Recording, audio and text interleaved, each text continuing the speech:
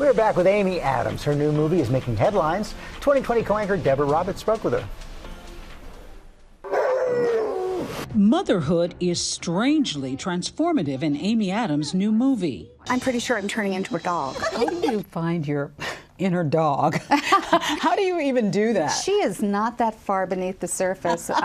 No, it was fun. I think I used to be a dancer, and so I always approach roles really physically, but what's so fun about this is the deeper she gets into her feral self, the more powerful she feels. So it was really fun to like embody a woman who just didn't care. She has no more you-know-whats to give. The film Nightbitch, based on the buzzy book with the same name, takes a raw and honest look at a new mom struggling to redefine herself. And I am deeply afraid that I am never going to be smart or happy or thin ever again.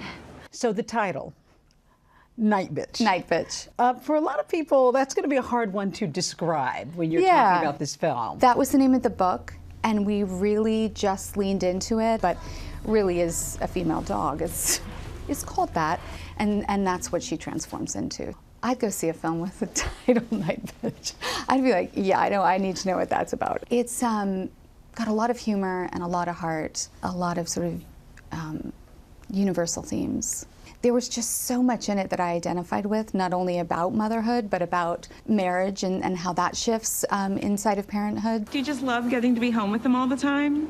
That's a good question, you know, but it's complicated though. At the core, you know, motherhood does sort of force women to re-identify themselves. It does change you so much, and no matter how you come to parenthood and motherhood, I think that sort of investment in another life and just like that sort of focus and the time and the energy and the love that you feel really does transform you.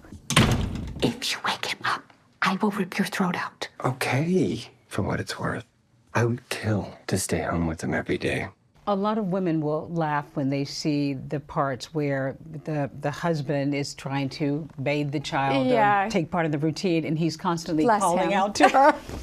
Bless him. Bless him, yeah. What next? Or can you get me a towel? Yeah, can you get me a towel? Can you get me toast? Where's this? Where's that? Yeah. That felt familiar, as much as my husband's a wonderful parent and very engaged, but it was so many parts of the relationship felt familiar. Adams not only stars in, but also produces the provocative film, which has audiences talking. People really, I think, they feel seen, so they're sharing really intimate stories about their postpartum journey. And then just getting a lot of, even people who don't have kids are like, oh my gosh, this reminds me to call my mom.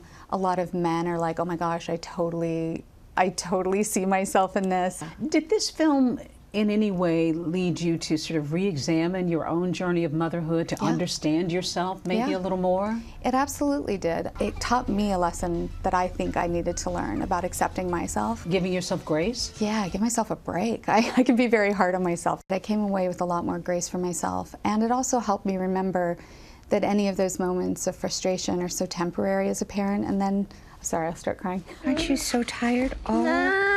All the vehicles are tired. Yes. No. Yes. And then it's done. And then, I mean, I know it continues, but it changes so much, and it really kind of helped me remember that these moments are fleeting. For Good Morning America, Deborah Roberts, ABC News, New York. Well, it looks like a fascinating movie. Yeah. Look, Amy, her new movie is in select theaters today, and to hear more from her, our GMA Pop Culture Mom spoke with her. That's available exclusively on our website and YouTube page.